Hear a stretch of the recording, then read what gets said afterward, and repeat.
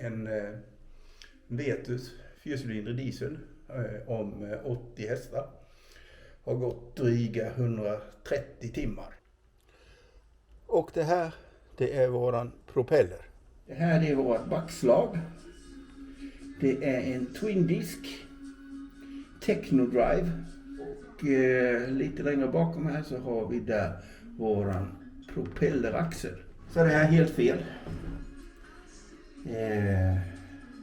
Backslag, propelleraxel och propeller passar inte ihop med våran båt. I somras så hade vi ju Boreas i sjön och att vi sjösatte förra sommaren, det var närmast för det här med att kolla våra röstjärnsgenomförningar och det här. Och det funkade ju.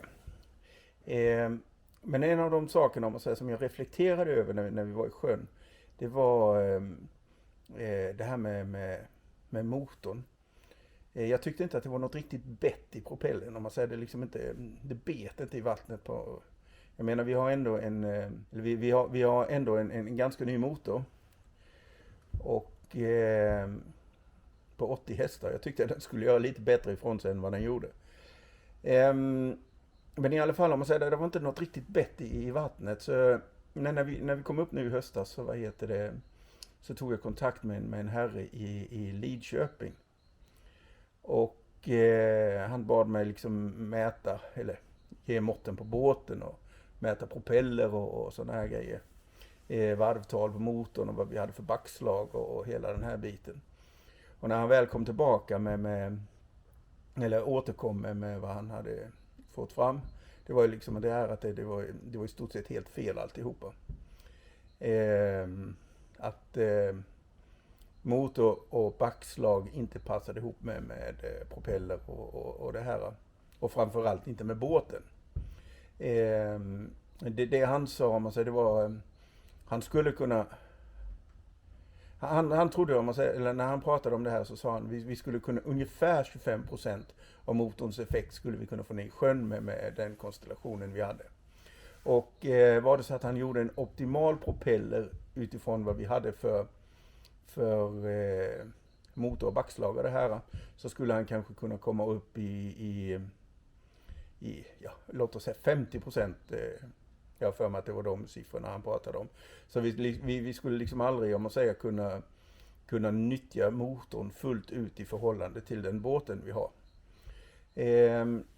Så jag bad honom räkna lite på lite alternativ till det där och då byta backslag och byta propelleraxel. Vilket jag faktiskt hade någon fundering på att göra i alla fall. Anledningen till det var det här att jag ville lite grann längre in över motorbädden med motorn. För den har lite häng akteröver. Det var en av anledningen till att jag funderat på det, men jag hade dock inte tänkt att jag skulle ha gått så långt, om man säger så här, jag hade bytt stävrör och så här. Det var också, om man säger, en av de här funderingarna jag har kollat på, det liksom det här jag har tänkt, när man sätter in ny motor, varför sätter man inte en ny tätning för propelleraxel och det här, utan det var liksom en gammal sån här fettsmörjning som man vrider på sådär. Men i alla fall så har vi bestämt oss för att vi ska byta backslag. Vi ska byta stävrör och propelleraxel. Och vi ska byta propeller.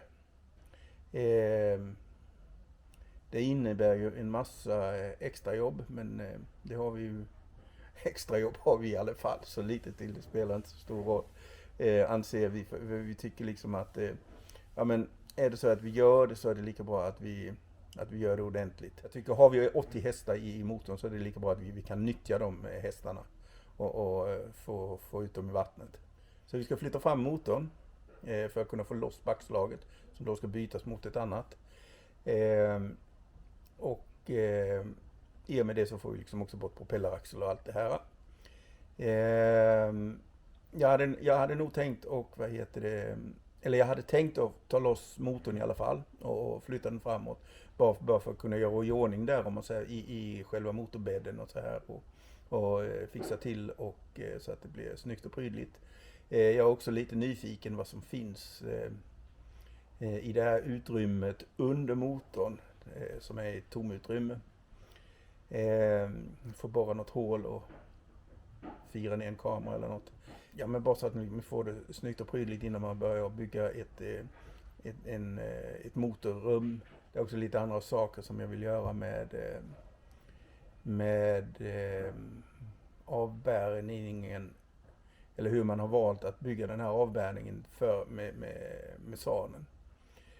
Det skulle jag vilja göra om lite så att den kommer ner och står lite mer på motorbädden än vad den gör idag. Så det kommer nog innebära en del extra jobb. Det jag fasar mest för, om man säger, det är just den här klumpen som är jag tror det är polyestersand som verkligen är en sån här hård klump där man har gjutit fast stävröret. Det tror jag kommer att vara en rejäl utmaning att få bort.